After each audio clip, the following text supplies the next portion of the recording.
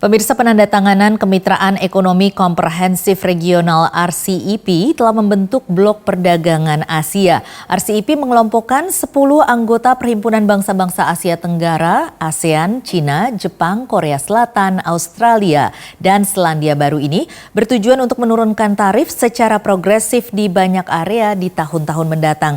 RCEP akan menyumbang 30% dari ekonomi global, 30% dari populasi global, dan mencapai 2,2 miliar konsumen.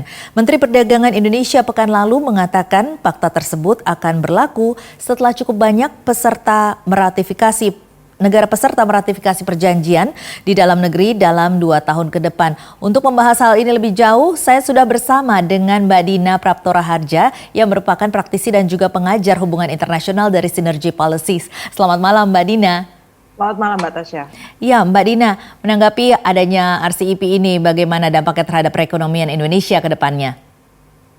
Kita ingat dulu ya pertama bahwa RCEP itu adalah respon atas dibentuknya blok perdagangan oleh Amerika Serikat yang akhirnya batal, namanya Trans-Pacific Partnership.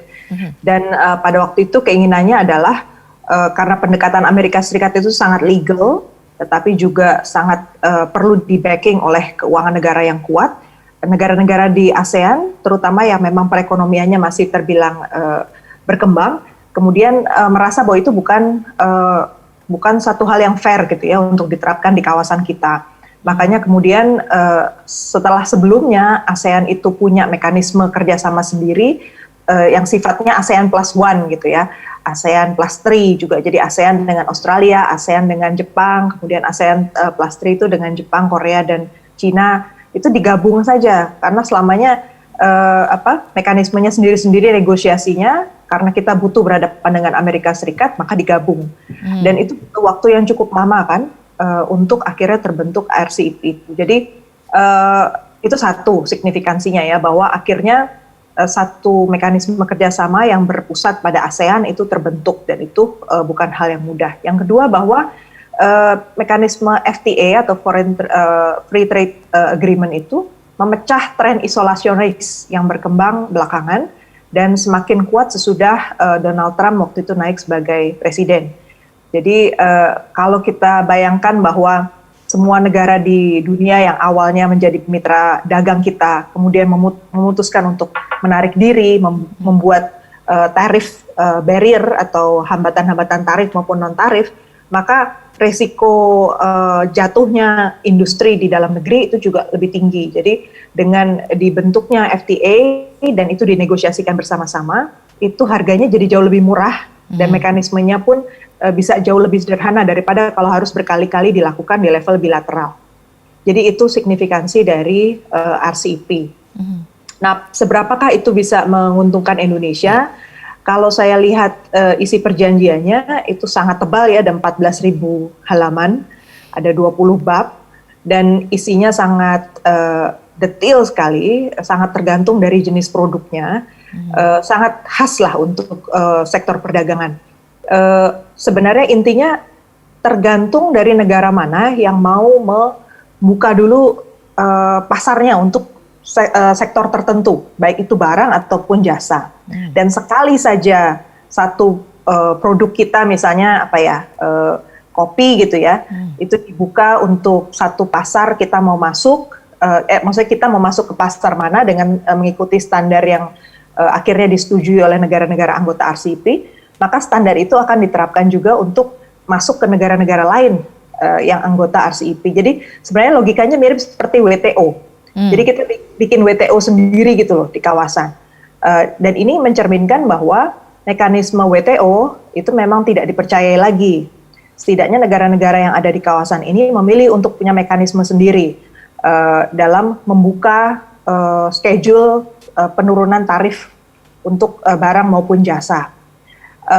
Jadi kalau dilihat dari detailnya, ya tergantung negosiator kita nanti bisa nggak memastikan bahwa produk-produk kita itu punya daya tawar yang tinggi. Yang saya paling khawatir sih sebenarnya kalau dilihat dari produk kita yang diandalkan itu masih tetap saja produk pertambangan, perkebunan, kemudian perikanan sama agriculture. Nah ini kalau saya lihat mau berapa banyak sih orang beli gitu. Dan yang lebih kita perlu pikirkan itu yang bergerak di sektor-sektor seperti tambang, perkebunan, dan pertanian ini kan justru pemilik usaha besar, bukan pengusaha rakyat. Kalau pengusaha rakyat itu kan problemnya adalah apakah dia bisa mencapai jumlah kuota yang cukup besar dengan standar yang sedemikian meticulous tadi yang saya sebutkan tadi. Jadi ini masih terkait dengan supply-nya begitu ya, dan juga keuntungannya bagi mungkin masyarakat yang cukup merata. Apakah nanti akan cukup merata begitu ya keuntungannya, maksudnya Mbak Dina begitu kan? Betul. Misalnya sektor perikanan ya, sektor perikanan memang di satu sisi promising gitu kalau kita bisa masuk ke sana. Tetapi sektor perikanan itu sebenarnya regulasinya sudah ada sendiri di tingkat global dan itu kaitannya dengan kuota teritorial. Kita tinggal apply saja kalau memang kita punya peralatan tangkap dan armada yang bagus, yang besar, kita bisa minta kuota yang banyak. Jadi dari situ baru kita ekspor kan. Jadi itu baru tahap berikutnya. Ini kan hanya dagangnya gitu ya, hanya prosesnya nanti, masalah shippingnya, masalah kemudian logistiknya dan sebagainya. Itu yang dibuat lebih mudah. Tapi kalau barangnya sendiri nggak ada dan kita sendiri nggak punya kekuatan untuk menjadi supplier, ya kita nggak bisa mengambil keuntungan yang baik sebenarnya dari RCEP. Dan itu merupakan salah satu tantangan atau hambatan bagi Indonesia tentunya ya, sehingga ini masih manfaatnya juga mungkin tidak terlalu besar, ataukah masih bisa diambil manfaatnya tetapi tidak langsung? Ada manfaatnya. Jadi ini salah satu hasil kerja keras dari kelompok sektor perdagangan sama Kementerian Luar Negeri lah ya. Ini negosiasi yang luar biasa. Menjadi suara alternatif di tengah perekonomian yang sulit dan cenderung isolasionis, itu satu terobosan. Itu harus kita akui. Tetapi tantangan berikutnya adalah di dalam negeri sendiri kita harus bisa memanfaatkan peluang ekspor ini. Jadi misalnya ya kalau kita cermati betul, ini kan seperti ini ya, seperti satu ruang yang baru saja terbuka. Harusnya kita jembatani betul dengan penguatan sektor perindustrian. Nah, hari ini faktanya di lapangan, apalagi sejak COVID, jumlah UMKM di Indonesia itu meningkat pesat. Biasanya 80%, sekarang udah lebih dari 90%-an. Artinya daya orang untuk memproduksi itu masih ada, tapi kecil-kecil kan. Nah, kalau ini dibiarkan berjalan sendiri-sendiri, walaupun dibuka peluangnya untuk ekspor sekalipun, mereka kan sulit mencapai standar itu. Karena kalau ekspor itu kan harus ada standar volume, kemudian juga daya saing produk, dan kalau kita baca RCEP itu kaitannya nanti dengan rules of origin, jadi barang-barang itu berapa persen yang komponen lokal, berapa persen yang komponen asing, kaitannya dengan global value chain. Kalau begitu harus ada suatu wadah ataupun organisasi ataupun mungkin pemerintah kita harus mengakomodir hal ini dengan cara mengorganisir begitu Mbak? Betul, ada fasilitasi yang lebih di sektor perindustrian ya untuk mengumpulkan UMKM kita. Jadi nggak bisa dibiarkan jalan sendiri-sendiri. Masing-masing ini kalau yang bergerak di satu sektor, kita invest di situ, istilahnya kita cari winnernya siapa, kita invest di situ, mereka bergerak untuk menambah volume sesuai standarnya. Itu kan perlu pelatihan, perlu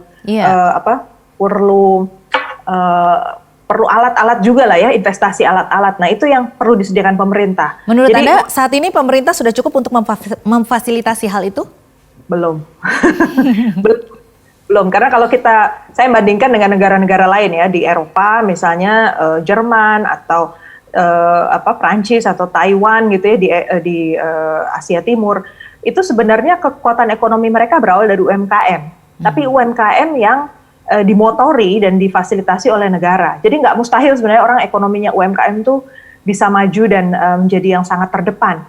Masalahnya itu di kualitas produk, dan high end atau tidaknya gitu, karena barang itu kan semakin dia tersier sifatnya, nilai tambahnya juga semakin besar. Jadi hasil ekspornya nanti untuk devisa kita juga lebih menguntungkan gitu daripada kalau produknya tadi yang saya bilang barang-barang primer ya, barang primer berapa banyak sih orang bisa beli gitu, apalagi pesaing kita sesama negara yang produknya sama gitu, kayak Thailand juga produksi beras, dia juga punya karet, dia juga punya Malaysia punya sawit juga, kita jualnya juga sawit gitu kan. Nah itu kalau kita berbicara tentang kualitas barang atau produk, ini kita akan menghadapi tantangan juga tentang kualitas SDM atau sumber daya manusia kita. Ini bagaimana dengan daya saing kita sendiri, Mbak? Nah itu menarik karena memang saya kepikirnya trade itu kan bukan segala-galanya ya, perdagangan. Satu pertanyaan yang sangat kita memprihatinkan kita sekarang kan berapa banyak kita bisa menciptakan lapangan pekerjaan ya. Karena kalau orang perdagangan ada tapi tidak ada transaksi, tidak ada yang membeli, itu juga perekonomian nggak jalan gitu. Jadi kalau diperhatikan dengan baik, kita ini kualitas SDM-nya masih belum meningkat ya, dan cenderung masih di low end gitu. Sementara di Cina saja misalnya, mereka kan invest besar-besaran loh pemerintahnya itu dengan beasiswa. Lagi dia pilih orang-orang, dia pick winners, bukan beasiswa itu bukan jumlahnya 100-200 orang, ribuan orang belajar elektronik pada saat yang sama. Belajarnya di Amerika, dulu saya termasuk orang yang barengan saya itu international students itu dari Cina tuh ribuan belajarnya langsung elektronik, IT, dan itu pada era sama sekali belum orang kepikir ke sana gitu. Sementara orang Indonesia berapa banyak sih yang dikirim beasiswa gitu kan, dan saya pun harus cari beasiswa sendiri, bukan dibiayai oleh negara kan. Jadi bisa kita bayangkan komparasinya. Jadi ketika sekarang misalnya kenapa Amerika Serikat atau bahkan Jerman ya mau invest di Cina, padahal harga SDM sudah mahal di sana. Bukan masalah mahal, tapi ada dua hal di situ. Pasarnya besar di Cina, yang mengerjakan juga ribuan, dia bisa pilih banyak orang. Walaupun harganya mahal, tapi semua jago elektronik gitu kan. Dan harga barang elektronik dalam pasar ini aja, RCEP ini detail untuk electronic commerce, itu sangat detail. Sangat dihitung banget, karena memang persaingan paling besar untuk menyedot ya uang kita, itu dari produk elektronik. Oke, baik. Jadi tadi bahwa pemerintah kita masih kurang ya untuk memfasilitasi industri UMKM. Tentunya industri UMKM kita harus diperkuat dan juga meningkatkan daya saing. Juga kalau tadi Mbak Dina katakan bahwa pemerintah harus meningkatkan investasi kepada sumber daya manusia agar bisa tercipta sumber daya manusia yang unggul. Nanti kita akan bahas Mbak tentang bagaimana di satu sisi adalah kebijakan-kebijakan pemerintah Indonesia untuk bisa meningkatkan perekonomian, terutama dengan adanya RCEP ini, dan juga bagaimana pemulihan ekonomi nasional bisa semakin dipercepat begitu. Tetapi usai jeda Mbak Dina dan pemirsa, tetaplah bersama kami. Kami masih akan kembali dengan dialog di Apa Kata Dunia sesaat lagi.